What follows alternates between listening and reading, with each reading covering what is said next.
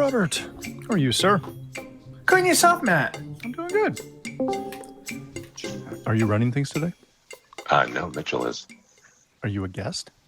Yeah, something. Why are you a guest? Sorry, I shouldn't have assumed, but, you know. Why do I feel like I have the wrong stories? What's going on, Matt? How you doing, buddy? What is going on? I'm doing well. Something weird's happening. Hey, Matt. Mitchell's screwing with me. This is Something fantastic. For the first 2 days of the Detroit series, Go there. Your time's limited in the city, so it's like committing to play golf. You know, you just like. Well, see, I love doing that though. I know, but it's Mr. It's a time Ben. Where? It's a really solid tchotchke wall. Right? Thank you.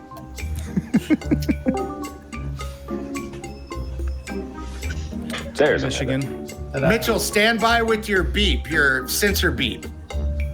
No, this is not going live anywhere ever. Yeah, I feel like that's the episode title right there. This is not going live anywhere ever. On this episode of ResiWeek, I really don't talk much. All this and more on this episode of ResiWeek. This is ResiWeek episode 500. This can't go live.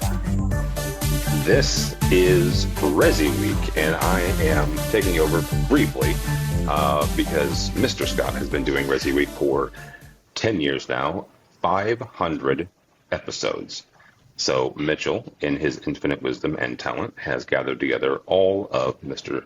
Scott's friends and family to wish him well and to reminisce on the last 10 years. So I will let Mr. Scott introduce everybody. Matthew? I didn't make a list. This is terrible. All right. You don't need a list. Everybody has names. No. As in, I don't have titles. And Just make them up.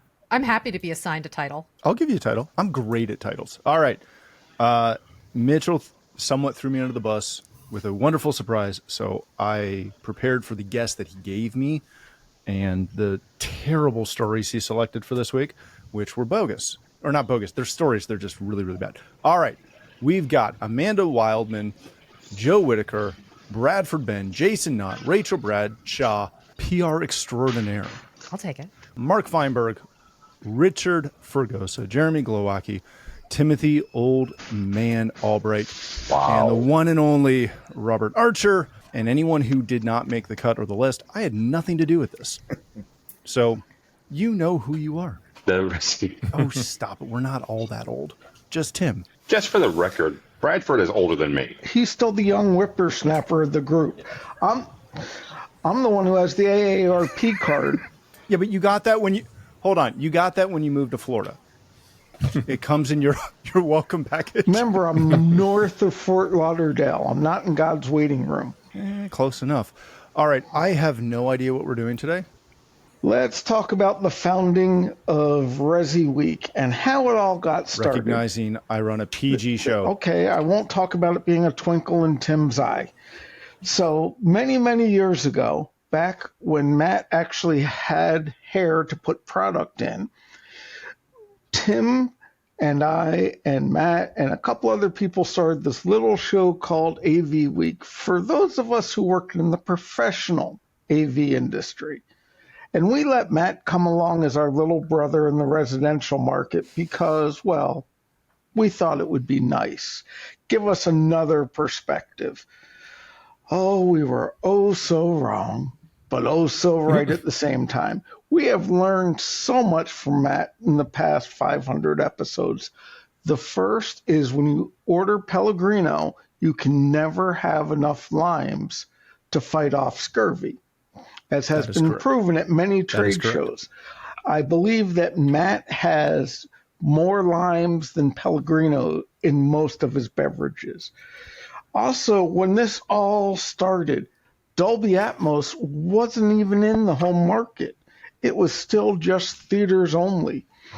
Belkin had yet to release their Wemu products for Mac. Oh, wait up, they've already discontinued that. That's how long Matt's been on the air. 4K projectors and TVs were just coming in. Streaming services were just beginning to support lossless and high-res audio as Tidal was started in 2015. So 10 years ago, Matt, before you had kids and when you were letting in the States. That's true. Then we got to DTSX for home, OLED TVs, which Tim is still waiting for. That's why he left. Then came more networked audio for home. We haven't quite gotten to Dante yet, but then came laser projection. And Matt looked into the laser with his one good eye.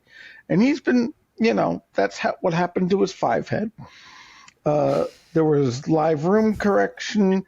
There was micro LED wall TVs, some of which were driven by companies such as Samsung with the wall for the ultra high-end houses and the mostly fine pitch, at which point Matt went to Infocom and ISE just to see the wall and then installed one in his basement, which tripled the value of his house in Canadian dollars.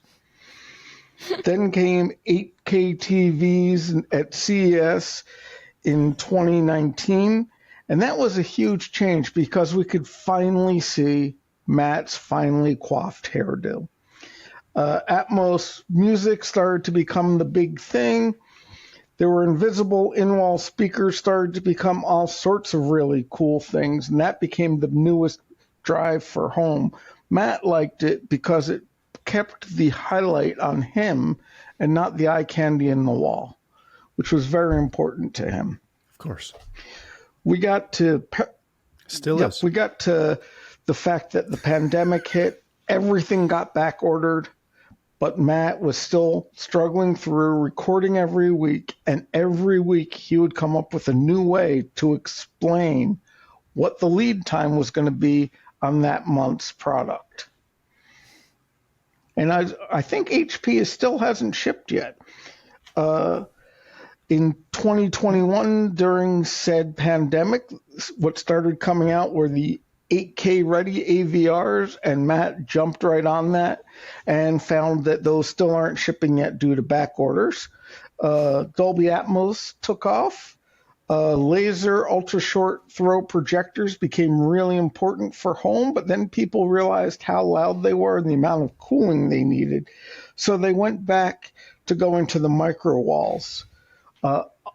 Full-blown high-end in-home systems came about to allow for immersive experiences at home, and Matt dove into those greatly by going in and giving everyone a pair of Sonos loudspeakers. Mini LEDs came out.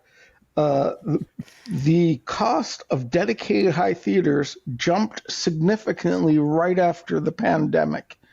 I think part of it's because Matt raised his markup. I could be wrong, but as he was becoming more and more influential within the CEDIA market, including running for the board, it had a direct impact on the pricing. IPAV distribution became a huge thing in 2024 for home, and Matt started calling me to ask him to explain how Dante worked and if I knew anyone at Audinate who could help him with it. And then a little later on, AI-powered calibration tools meant that Matt was able to make a room sound good. Then, as usual, Matt led the way by developing multi-purpose flex rooms. So all of his kids' rooms became part of a Cineplex he built at his house, based around the Samsung wall. And now we're today, where Matt is fully, as you see, he has limes in his drink now, is once again fully taking over the world and going to explain to me how all of my opinions in the residential market are wrong, which could be true, but I say it all went downhill once Samsung laid me off. So this is the best case, is Matt took over because Samsung said I was too much of a danger to their industry. Oh, and Belkin announced they were ending Wemu. So, Matt's had a long life when he's outlived Spotify and Wemu products. So it's a nice long show. I wonder if he's been on longer or shorter than Stranger Things. That is odd. It's been so long that no Canadian team has won the Stanley Cup while he's been on the air. Did I miss anything? Yeah, this is fantastic. That's our show, folks. Please drive through. Great job, Brad. My pleasure. All right. Our time. With friends like these, Matt, I don't know if you need enemies. Well, we haven't talked about the time I showed up at his house and he took me out to sushi that was made with Rice Krispies. And that is a true story. It is. It wasn't on purpose. It just... Apparently, Canadian sushi has Rice Krispie treats in it. For those of you in America or any country that's not Canada, I cannot recommend that flavor profile. But I was polite. I did not make fun of them at the time. I had to wait like 8 years. Now I'll make fun of them. Pretty sure you did it when we got back to the house. No. That was when I was making fun of the fact that your camera wouldn't take the right batteries. And because you paid for the sushi, I wasn't going to make fun as soon as we got to your house, especially in front of Fiona. That's true. Appreciate it. Well, My thank pleasure. you, Bradford. You're a You good like friend, that? Is it about accurate? even though everything was a lie. So welcome to the roast of Matt Scott, which is what the show is going to be now. That's our show. So, Matt, I wanted to chime in. I actually looked up the number 500 in numerology, and I'm sure I know you're into numerology and all that, crystals and... Oh, yeah. It's Canadian numerology, so you have to adjust the numbers. For inflation. Yes. We actually do it in moose. So it actually says that the number 500 means you're going to be embracing change in your life. So Okay. I don't know what that means for you, but it also means you're going to be leaving your comfort zone. You will be exploring freedom and adventure, and your spiritual inner self, cultivating new relationships with intuitive insight and inner wisdom, and embracing authenticity. So the only bad part is that it says this is going to be a new beginning for you. So I don't know if that means you got another 500 episodes in you or what, but congratulations. Getting out of his comfort zone, leaving his basement, things like that. What he didn't say was this is the 10th year and the 500 episode, and this is also the last episode. So I'm joking, but I'm joking. No, this means he's going to embrace TikTok and set up a TikTok account, right, Matt? No. Come on, new beginnings. Nope, never. Things, authenticity. Come on. No. I just wonder if Matt's going to now be on time to all of his episodes and not back out and have Mitchell cover like 10% of them. That's what I'm here for, is to get Mitchell to cover as many as humanly possible. So truly loves Canadian it. of 500 episodes, and you've only done like 20. Exactly. So this is the 500th episode, and it's the only one I've ever showed up to on time. I'm just putting it out there. I am the latest, always. We were as shocked as you are. See? I'm the late one. Yeah, I'm usually on time. But no, thank you, Jason. I don't know what to say. The awkward stepping out of my comfort zone would be letting all of you speak without controlling. This is the one place he gets control. Yeah, pretty much. So this is going to be the new format of the show. No. Mitchell is going to spring Yeah. between 5 and 7 people on you. Perfect. Every show, and they're all going to roast you. Perfect. And you can just respond. It's Spinal Tap Mach 10. Yes. What we'll do is we'll explain the article to Matt because he Perfect. has no I have idea no what's idea. going on. I don't even read them. That's What the are you only reason talking what about? this show is. This is how we educate Matt. Yeah. This show every week is to teach him the technology that his company Teach has. Matt That's it. something new. Matt's not quite sure what to do with all these voices chiming in without any type of order or any type of he's controlling it. So I feel like right now, if we checked his anxiety meter, it would be a little off the charts. He's used to controlling who says what when, and He has 3 kids. That's a complete fabrication, and I know his wife is the one who rules with an iron fist. Yeah, nobody messes with her. That's why he needs to have control over the podcast. So It's that the there's some only sort thing of I have. contract correct. It's the only thing I have. professional in his home life. Yeah, and now we're messing that As up. the owner of small children myself, I completely understand this approach. I only have Tim and that's a small enough child to take care of. Very much so. I was about to just jump in. One of the things to remember about this is somebody who's pinch hit on this a couple of times. A couple of people have pinch hit for the shows here. When this show gets thrown together, you're hoping that you've got people coming in. It's always on a wing and a prayer. Sometimes the stories require a little bit of massaging, but more importantly, though, it's been the conversations. And in this moment, in the West Coast vibe, as it must be, in the spirit of the holistic gathering of the group. Yes. I just want to say I'm proud of you, man. Thank you. Again, I met Matt when he was bright-eyed and bushy-tailed, and I remember one of the first times I grabbed him, and we were at one of the Cedius shows, and to the day I know he still tells this story. It's like, hey, he spotted somebody, and the first thought was, well, come on, let's go meet him, and we brought him through. Mm-hmm. It's very rewarding to see all these years later that now you are providing that same level of leadership, mentorship, and again, 500 shows is no joke. Yeah.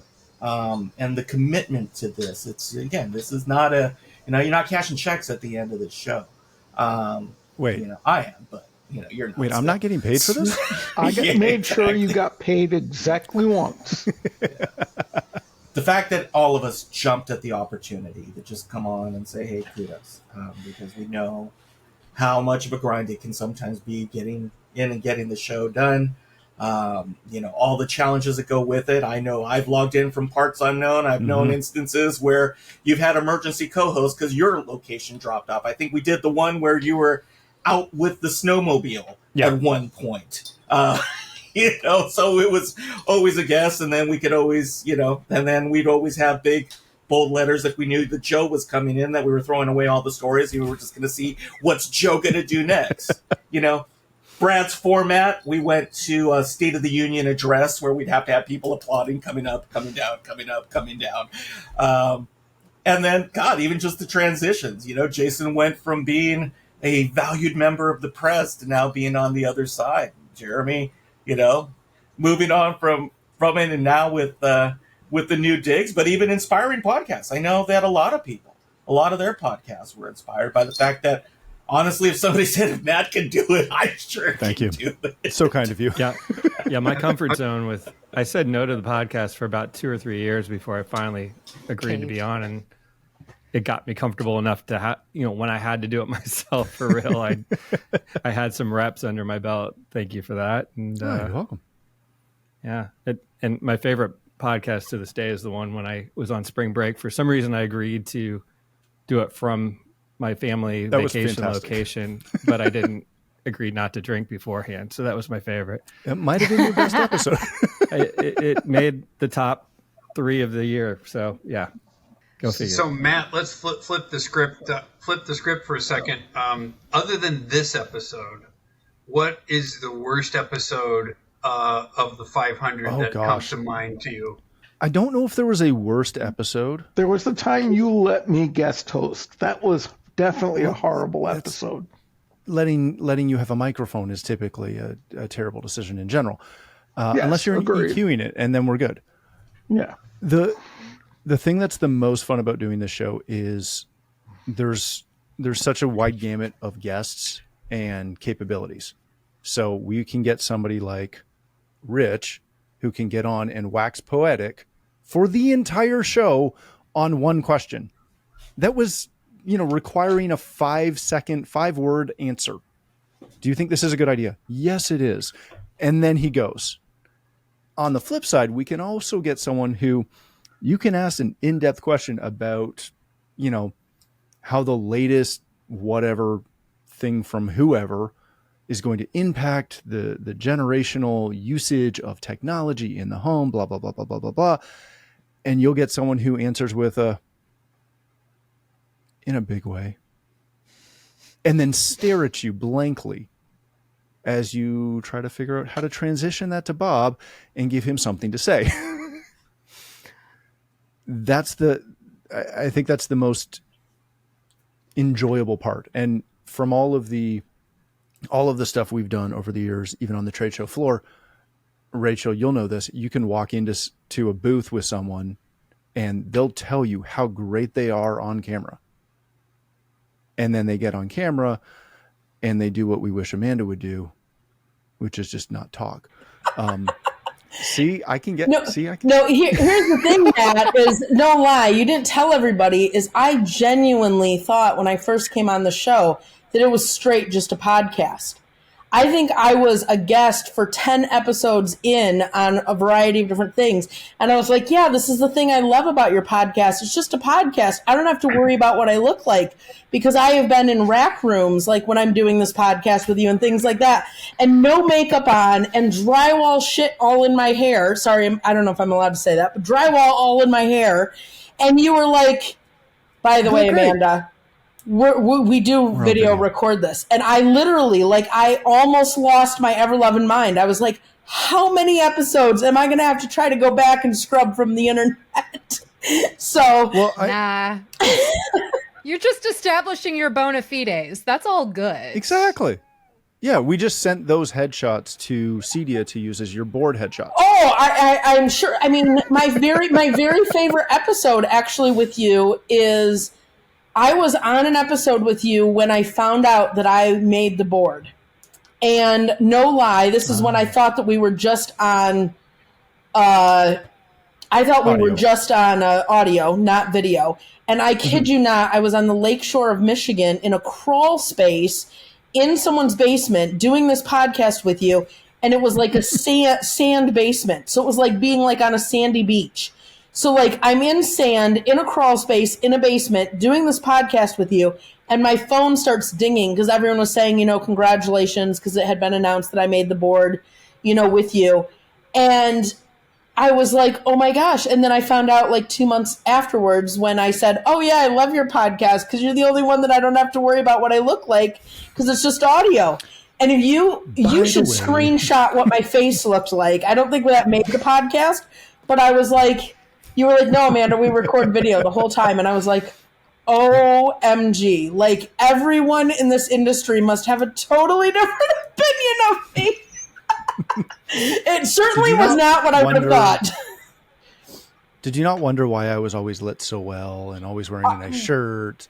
And I just thought you were trying to be nice and look presentable and professional. And here I am in literally a crawl space in a basement. Looking completely disheveled, no makeup on, with my tools. But I mean, I guess the world, I should thank you for the fact that this industry and the world got to see me authentic. Now everyone's going to go back to try to look up those old episodes and see if they can screenshot the worst. Mitch is going to link them in the description. Don't worry. But he'll link them all in the description. You'll be good to go with timestamps. Is Matt's just, being a sales guy sitting in the office, in the air conditioning, buying a coffee, whereas Amanda, you're actually doing work. So which of the two would I rather talk to? Yeah, in my professional opinion, these are actually great optics for a CEDIA board member. You're showing the community that you represent them. I might be one of the few, but I in all fairness, Matt, though, I appreciate the fact that I got to know you when coming on the board.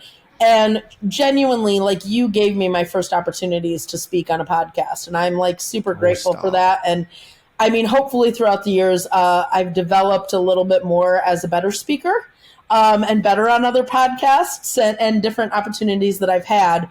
But genuinely, you were the first one that gave me the opportunity. And so I appreciate that. I appreciate the fact that you recognized and allowed me the opportunity to have a voice in the industry. So I appreciate it. Thank you. That's what we're trying to do. Thank God for Amanda and Richie because they were sincere, and Bradford started out and was very funny and prepared, and I was like, oh that no, was Bradford being sincere. That's his love language. Did you not understand that? Yeah, this was me telling Matt I love him, but we also do have to give Matt a little credit, and I am going to point this out here. Matt embraced the AVNation rule of diverse panels. When I came up with the idea, it was, here we go. There's always got to be someone other than Pale and Mal on every panel. And Matt's even That's the done goal. when I said, I'm not going to show up because pale and male, and he went, okay, and he talked to himself that week. It was actually a better episode. Yeah, it usually is. The stream of consciousness is occasionally scary, but typically okay. Well, I think that's exactly right. Like I will sort of bank off of what Amanda said and say that when I entered the resi industry, I was coming from Avixa, where I had spent 12 years of my career. So totally on the pro side. Being amazing. Oh, Don't undersell that. You know, I can't help it. It's just, I'm not bad. I'm just drawn that way, etc. But no, it was really scary. It was really scary to come into this world that I knew had some overlap, but was really unique. I was starting a new style of work. I was working in new areas, not just in Resi AV, but beyond, in AI and the standard space, and all of these big, broad new landscapes. You know, talk about new beginnings, talk about the unfamiliar. And Matt, you were really like one of the first people, if not the first person, who made me feel really a part of the residential community. And I think you have done that for a lot of people. Like one of I think the crucial services that this podcast provides to the industry is building community and broadening community within the CE industry. One of my other favorite podcasts, I mean, other than this one, of course, they will sometimes end the podcast by saying, thank you for joining us. You are our real friends. It's not parasocial. And I think that you really do build that within the residential community. Like, I think that you walk that walk. You invite new people on the show all the time. You open up new conversations. You maintain those diverse panels, and then you actually go to these events and you make people feel warm and welcome and connected to you there in person. It really isn't parasocial. So yeah, thank you for helping to build a real and bigger and better CE community. It rocks. Well, thank you. That's the goal, and I can't take too much credit for booking because that's mostly Mitchell. Or that's all Mitchell. So if you're unhappy, that's also Mitchell. Yes, send your letters to Mitch. Yeah, if you're very unhappy. But it is one of those, I don't know how many people I've met at shows or, you know, in a forum somewhere, and they've got an opinion on something. I'm like, hey, if you want to talk about it, come on. One of the things I've tried really hard to do is, and again, I get this from things Brad has said. I get this from things that Tim has said over the years. All joking aside, I want to hear from other people because my experience, albeit vast and very important, is completely different than everyone else's based on region, location, life experience, all of that stuff. And hearing from other people is what makes us all smarter. So thanks. I'm doing what I can, and welcome. Like, you've been here for more than a minute, but you know, 5-year anniversary with Caster tomorrow. What's crazy is how long it took to get you actually to come on the show and talk. Well, look, I was trying to know what I was talking about before I came on. Like, it's 12 years in the pro AV industry. I had some catching up to do. I don't know what I don't know what I'm talking about. So like, yeah, you're fine. So I hold myself to any standards? Is that what you're saying? I was going to say, until you make that's like setting yourself apart from everyone else on these shows. We just show up and make fun of Matt, and that's the show. Yeah. Fair enough. I'll be a little bit less hesitant next time. But I also think you were really instrumental in helping to bridge that gap from the residential to the pro side. Like, over COVID, I mean, I think the pro side did a really, really good job of connecting people, and that we had, you know, like a lot of those like Friday night, like, you know, meetup kind of like things via Zoom and stuff like that. That was all new to the residential world. And if it wasn't for you kind of like introducing me to that, like some of my very good friends now are on the Avixa or on the pro side. And a lot of that was because of introductions that you made, you know, inviting me in and, you know, things like that. And I mean, you're a very good connector. You're someone that, you know, not without getting mushy, because Matt, I can't get mushy with you, but, you know, you connect people, you know, you bring people in, you allow people to have the opportunity for a voice. and have a different perspective and everything like that, which is cool. Oh, thank you. Yeah, I will say that's one of the things I've loved the most about doing this show is I've been able to a little bit, at least attempt to bridge the gap between the two, and being, I'll say kind of the rarity who came from pro and added residential opposed to the other side. We now have a lot of people that are in residential that add light commercial and resi-mercial and all that other stuff. I went the other way and came from, house of worship into residential. So it was a different flip, but being able to, again, kind of bridge that gap a little bit has been honestly a ton of fun, because they are such similar yet completely divergent spaces, as you figured out, Rachel. Yeah, be resi, be commercial. Just don't be I'll just leave it there. Yeah, stop there. Yeah, you're right. It's got plenty across, a little bit of differences. Both can learn stuff from each other.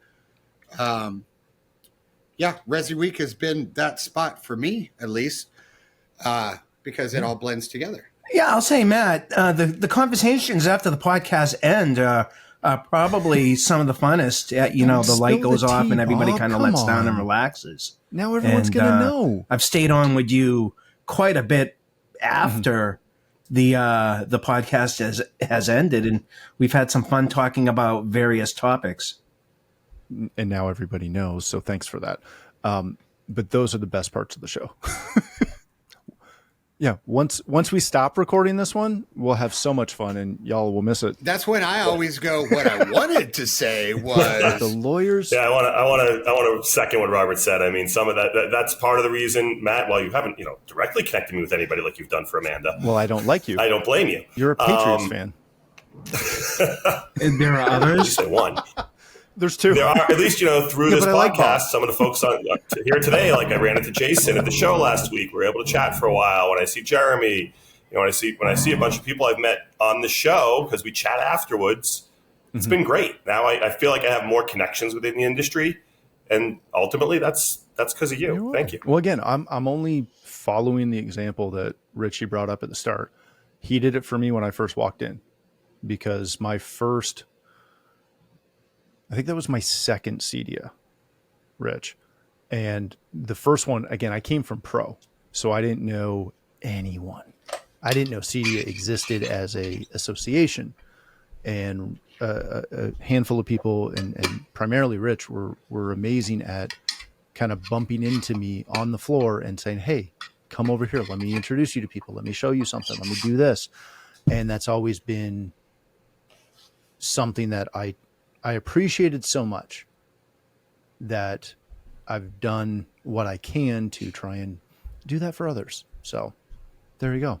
So, that's Matt. Yeah. That's how I met you, was through Rich. Uncle Richie is who did my initial introduction to you many years ago. And the show does interesting things. You get to learn new stuff. It doesn't matter if it's Infocom or if it's CEDIA. You learn new and amazing things about people, and even the ones you've known forever. Like, if I ever go gambling, I'm going with Jason Knott.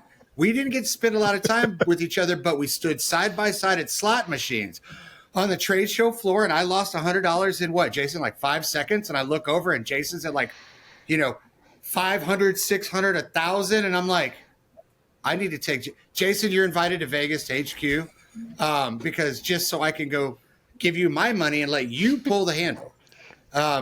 Apparently Jason is a masterful gambler. Just remember, it's not your money till you sleep with it. So, Matt, congratulations. And by the way, you realize now that you've cursed, now that you said that it made you squirm when you got the one-word answers. Yeah. Everybody on this podcast, the next episode that you're on with Matt, one-word answer. Yep. Let's see him squirm. Oh, I felt that in my bones, because I'm often the person lurking in the background, texting my client to go, why didn't you talk about these 5 things that we discussed before the podcast? I blame the host for not asking leading questions or reaching out to the PR team for seed questions. See, this is the thing, is that Matt actually does ask excellent questions, and sometimes I'm able to anticipate what he's going to think is interesting, but sometimes he goes in a completely different direction.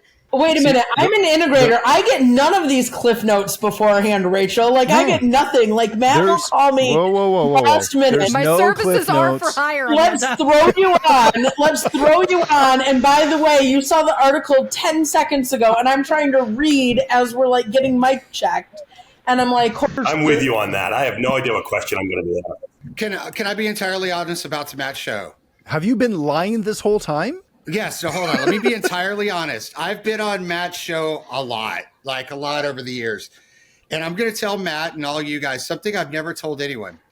I've never actually pre-read a single article for Matt's show ever. No one is surprised by this, Joe. I've never pre-read an article. This is shocking. This is shocking. I just show up and then, because it doesn't matter, because Matt knows that I'm going to say something outrageous. So he just leads me into the outrageous question. Do you know the Mayhem commercial? If we just found the Resi version of it.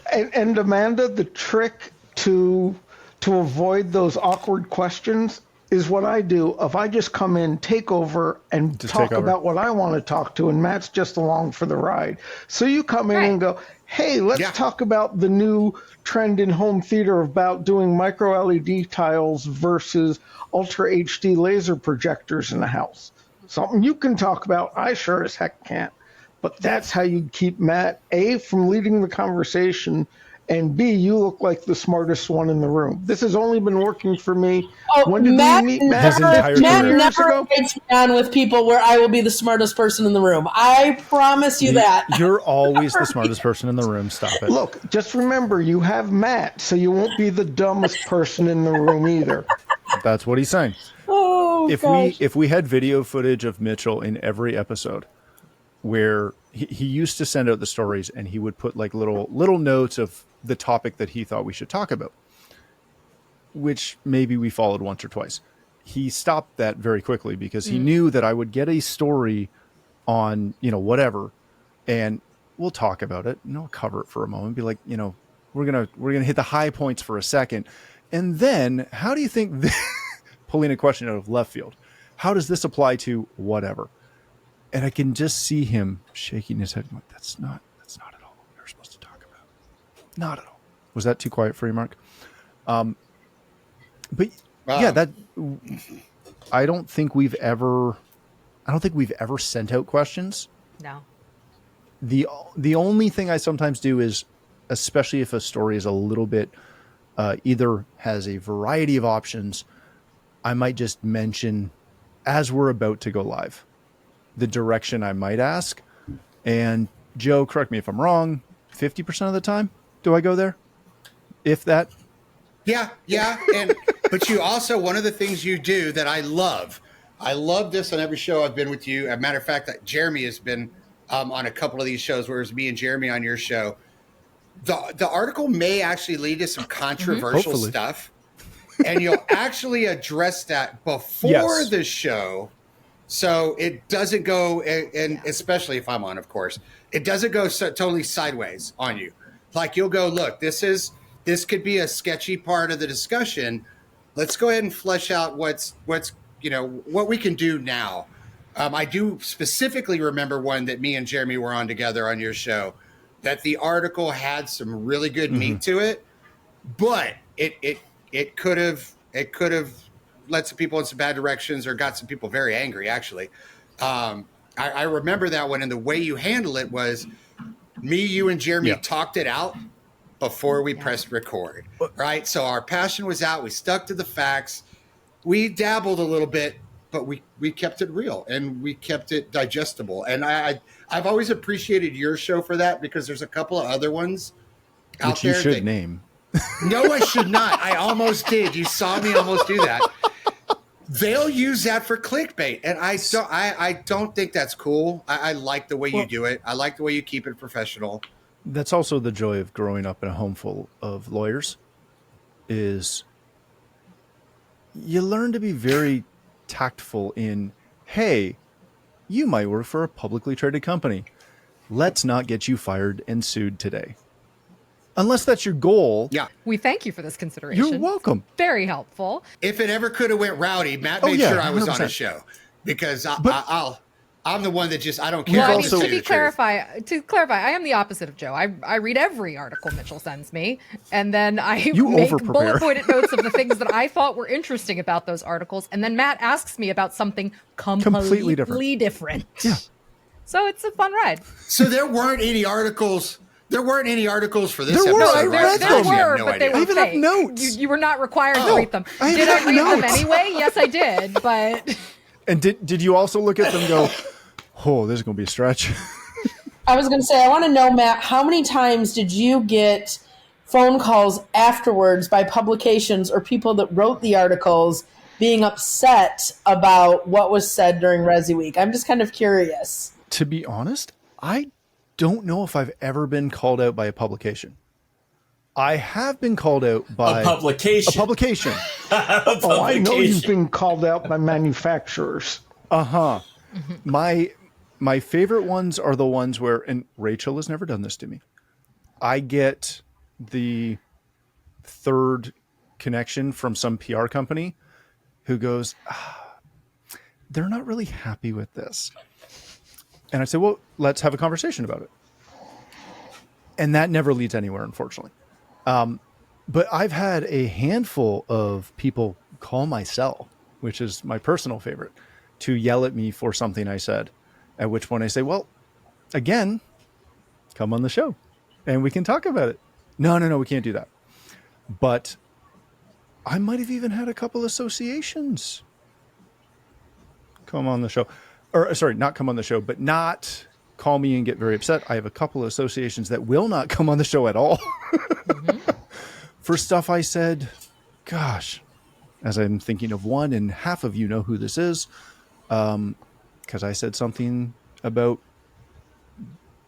a show that they do in their education, and they won't talk to me now, which is fantastic. Not because they won't talk to me, but because it tells you a little something. You did the trade show equivalent of somebody who owes you money. They'll avoid you at all costs. It would seem. Yeah. I've also had. I think we owe Richie some money because the first CD I went to, Richie brought me dinner after Matt invited me to Capitol Grill. So I do owe Uncle Richie some money. Yeah, usually everybody owes Richie money. It's been fun because not that I try to get in trouble, because I don't, but sometimes it's just too easy. Well, I mean, thank God that you want to ask interesting questions. I say try. this in fully against my own interests as a PR professional, but I don't think it actually does serve my clients if they're just answering bland questions that let them recite their talking points all the time. Yeah. Because to go back to the earlier point of building community, what's valuable about doing a show like ResiWeek is that it connects them to the broader CE community. And if they don't come on and speak authentically and say something real and be humans, then they're not going to succeed at that mission. So, thank God that you are asking interesting questions I'm not thinking of in advance, questions that could feasibly get somebody in a little bit of trouble with, the helpful guardrails that Joe was talking about to stop it from being a complete language that I'm not going to force Mitch to edit out later. Yeah. This was, Rich, you were kind of around at this time. Bradford, you were 100% around during this. That's where this started. This started from us wanting to have honest conversations with people. And again, no disrespect to any of my PR friends, but questions and conversations that stemmed from people that do this every day and understand. Again, I don't mean anything towards my press guys. I love you guys. And I'm technically one of you now, maybe sort of, or I was until I said that. Now I'm kicked out, but Rachel actually got me thinking about this. AVNation as a whole does a really good job about the separation, right? You got Richie's show, you got State of Control, you got this one, you got that one. AVNation does that as a whole all together. And then ResiWeek, to me, stands a little bit out as different because it's focused on all the components of all the other shows inside the residential space. So it's a little bit of a different animal. But the people that you have on or that you gather at a show, right, tend to get these like long-term relationships. Like, Rachel, you have to forgive me. It's been years, but I started remembering one of the PR things you were with, like, this is a while back too. I actually got to do some work with one of your teams when I was very outward facing. And whoever that was that brought me into the team you were on at the point, I met through Matt. This was like in Orlando, and then something came up. It was like that other show, Tech Home X. I think that was it. It's funny how Matt does this thing. Like, he has this interesting group of very diverse friends and individuals, but somehow he figures out a way to mesh them together, especially for the show. But it like lives on after the fact. Right. Like, I've gained contacts and friends because of being on the show or because of being with Matt on a trade show floor. It's very interesting because you don't see media things do that. Media things tend to be very focused, and here's what we're going to do, and this is what the output's going to be, and then it's done, right? You sold the product, you gained the job, you did whatever, and we're done, right? On to the next. This show in particular, because it encompasses so many things inside Resi, it lasts. It like keeps going. Like, kudos to you, Matt, by the way. I didn't want to blow your head up too big. I already know it's too big to fit on your camera screen. That's why we use the wide angle. A lot of credit to you because the wide angle, that's right. It's the format Bradford was talking about. You cannot see your whole head unless you use a big micro LED 200-inch wall that your head fits in it. But no, dude, I appreciate you personally for over the years because of you, I've made contacts and made friends, and some of those things actually influenced my personal life and business. And like, I could tell you, I've been on a lot of other shows and podcasts and publications, and I can't say the same about all those. C Pro, when Jason was there, Julie was there, is a good example. That felt very family at the time, and Robert, of course. Like, that was a group. That's that kind of thing. You don't see that a lot. You do not get that a lot. I appreciate that.